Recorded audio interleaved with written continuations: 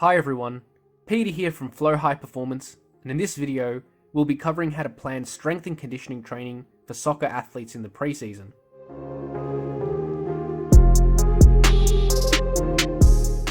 Before we can create a preseason training program, we first need to establish the context of the preseason period. The preseason is generally a time period immediately after the off-season and immediately before the competitive season. During this time, the soccer team usually has regular training sessions and probably some practice matches as the season gets closer. The preseason period can be anywhere from 8 to 20 weeks, depending on the particular team and how the competitive season is structured. Let's say for the sake of this video, that this particular athlete has a 16-week preseason before the competitive season begins. We can split this 16-week period into 4 mesocycles of 4 weeks long to make planning training more convenient.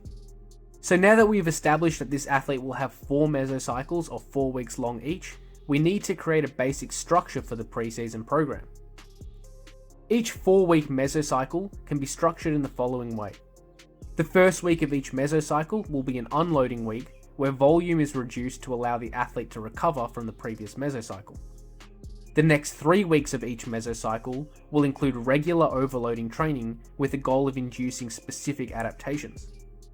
Next, we need to establish the frequency of training during the preseason period and what qualities will be trained on what days.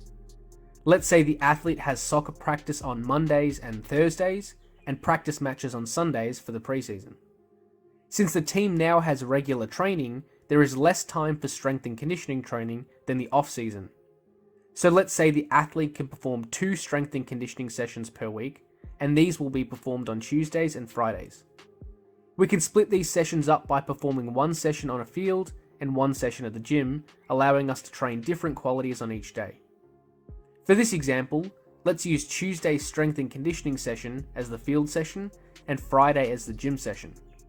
On the field session, we can train speed, resisted sprints, and plyometrics, while the gym session will focus on power, strength, and hypertrophy. Let's now explore how each quality can be programmed in the preseason. Speed training in the preseason should gradually increase in distance over time. This will slowly expose the athletes to greater sprint speeds over time, allowing the athlete to adapt to the demands of max velocity sprinting without increasing injury risk. We want the athlete to be reaching maximal velocity sprints by the end of the preseason so that they are ready for the competitive season. Speed training over the preseason period may look something like this. In the first mesocycle, we start with a distance of 20 meters, which is where the off-season left off in the previous video. The distance then increases each week by 2.5 meters, except for the unloading weeks at the start of each mesocycle. In mesocycle 2 of the preseason, the distances start from 27.5 meters and increase up to 35 meters. In the third mesocycle, the distances reach up to 42.5 meters, and eventually in the fourth and final mesocycle of the preseason, the distances reach up to 50 meters, which should have the athletes running at maximum velocity. This should have the athlete in peak condition leading into the season. Resisted sprint training in the preseason should start with heavy loads and shorter distances, and progress to lighter loads with longer distances.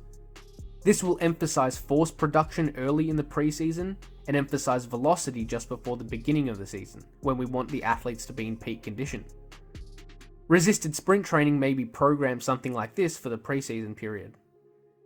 For the resisted sprint exercise, we've chosen the sled pull as it is easy to adjust the load. The load for the first mesocycle is heavy, which will be relative to the athlete's strength and what surface they are running on. The distances are short in this mesocycle, starting from 15 meters and increasing by 2.5 meters each week. As the distances increase, the athlete will be able to reach slightly faster running speeds. In the second mesocycle, the load has now been reduced to a moderate weight, meaning that the athlete can run slightly faster than before. The distances have also increased from the previous mesocycle from 20 meters up to 25 meters. In the third mesocycle, the load has been reduced again to a light load and the distances have increased once again. This will allow the athlete to reach even faster speeds in the previous mesocycle. And in the fourth and final mesocycle of the preseason, the load used is very light and the distances range from 30 to 35 meters. This will allow the fastest running speeds and should have the highest transfer to sprint performance right when the athlete needs to be in peak shape for the season. During the preseason period, this athlete is involved in soccer practice sessions or matches 3 times per week. This will involve hundreds of changes of direction at high intensity. Therefore, it is probably not necessary to perform additional change of direction training during strength and conditioning sessions during the preseason. So for this example, we won't include any change of direction work. Plyometric training in the preseason should start with exercises using longer ground contact times and gradually transition to exercises with shorter ground contact times. This will emphasize force production in the early preseason and train the efficiency of the stretch shortening cycle at fast velocities during the late preseason. For example, plyometric training in the preseason may look something like this. In the first mesocycle, broad jumps have been implemented as this exercise involves long contact times compared to other plyometric exercises. An additional 5 kilo load has also been added in the form of a weight vest, which will further increase contact times and increase force production. The reps increase each week as a form of progression. In the second mesocycle, broad jumps have been selected once again, this time without any additional load. This means that ground contact times will be shorter and force must be produced in a shorter time frame. In the third mesocycle, weighted bounds have been implemented as a plyometric exercise as they involve shorter contact times once again. However, because of the additional load, contact times will be reduced. In the fourth and final mesocycle of the preseason, unloaded bounds have been chosen, which will involve fast contact times and have the most transfer to athletic performance. This is included at this point so the athlete is in peak condition for the start of the season. Power training in the preseason period should start with heavier loads and transition to lighter loads. Similar to the other training qualities, heavier loads will emphasize the force qualities of power training, while lighter loads will emphasize movement velocity.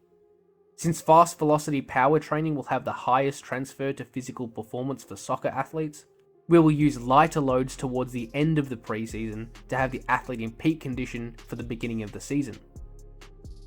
Power training may be programmed throughout the preseason in the following way. We've chosen the squat jump as a power exercise, as this is an easy exercise to adjust the load. In the first mesocycle, a heavy load is used. The exact load used will be different based on the individual athlete's strength levels. This will emphasize force production, but jump height and movement velocity will be lower. The reps increase each week as a form of progression. In the second mesocycle, the load has been changed to moderate. This will allow slightly faster movement speeds and jump height. The reps increase each week in the same way as the previous mesocycle as a form of progression. In the third mesocycle, the load has been changed to light. This will allow much faster movement speeds and a higher jump height. Once again, the reps increase each week as a form of progression. And in the last mesocycle, the load used is very light. We still want to make sure that some load is used, but it doesn't have to be much. As long as it is lighter than the previous mesocycle, it should work well. This will allow the highest jump height and should have the most transfer to performance. Strength training in the preseason should transition from light loads with higher rep ranges to heavier loads with lower rep ranges. This will allow the structural adaptations to be emphasized early in the preseason and force production to be maximized later in the preseason. Strength training may be programmed in the preseason in the following way. The trap bar has been selected as the primary strength exercise, and this will stay consistent for the entire preseason. The first mesocycle uses a rep range of 8 to 10 with an appropriate load. Let's say for this athlete, the load used will be 100 kilos. The progression model here follows an accumulation of volume by increasing the number of sets performed each week, while the load and rep ranges stay the same. In the second mesocycle, the rep range used will be 6 to 8, which means that load will be heavier. Let's say the load used for this mesocycle is 105 kilos. This mesocycle still progresses by increasing volume each week, as we still want to focus on structural adaptations. In the third mesocycle, a rep range of 3 to 6 is used. In this mesocycle, the sets and rep ranges remain the same, although the load increases slightly each week. This will focus more on increasing force output rather than volume accumulation. So we can see here that the load starts at 105 kilos and increases by 2.5 kilos each week up to 112.5 kilos. In the fourth and final mesocycle of the preseason, the reps and sets decrease each week, meaning that load can increase significantly each week. So the first week uses 4 sets of 4 reps with a load of 115 kilos. Each week decreases by 1 set and 1 rep, while the load increases by 5 kilos simultaneously. In the final week, the athlete can work up to 1 rep max of 130 kilos to maximize force production. Hypertrophy training doesn't necessarily need to differ in its programming based on the time of the year. The frequency and volume of hypertrophy training may reduce and increase based on the sport practice schedule, although the progression method should be the same regardless of what time of the year it is. Hypertrophy is best achieved using rep ranges of 6 to 15 or higher, and taking each set close to failure, at least 3 reps in reserve. The number of sets performed per week will determine what volume is allocated to each muscle group, which can be adjusted over time based on how the athlete is progressing. For this example, hypertrophy training can simply use 3 exercises, 1 pushing variation, 1 pulling or rowing variation, and 1 hinge variation. Let's say this athlete has chosen the dumbbell bench press as a pushing exercise, the cable row as a pulling exercise, and the stiff leg deadlift as the hinge exercise. The trainee will perform each exercise for 4 sets of 8 to 12 reps with an appropriate load, and take each set to a close proximity to failure. Week 1 uses less sets for each exercise since it's an unloading week. The structure can remain the same for each mesocycle, and the exercises can be changed over time if desired. The last quality that needs to be discussed is conditioning or endurance training. Similar to change of direction training, conditioning will already be achieved through soccer practice sessions and matches. Therefore, it is not necessary to do additional conditioning training during strength and conditioning sessions, unless the athlete misses a training session or match. And finally, we can now create a complete preseason program by putting all the training qualities together. As we can see here, the first mesocycle of the preseason looks like this. The field training session includes the speed training, resisted sprints, and plyometrics, while the gym session includes the power, strength, and hypertrophy training.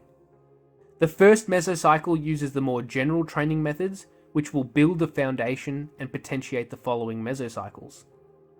In the second mesocycle, the structure is the same, although the training has become slightly more specific. In the third mesocycle, the structure is the same once again, but training is progressing to become more specific and have the athlete in better condition. And in the last mesocycle of the preseason, we use the most specific training methods to maximize the transfer to athletic performance, so the athlete is in peak condition for the start of the season. Thanks for watching, and hopefully you got something out of this video. Remember to subscribe if you haven't already.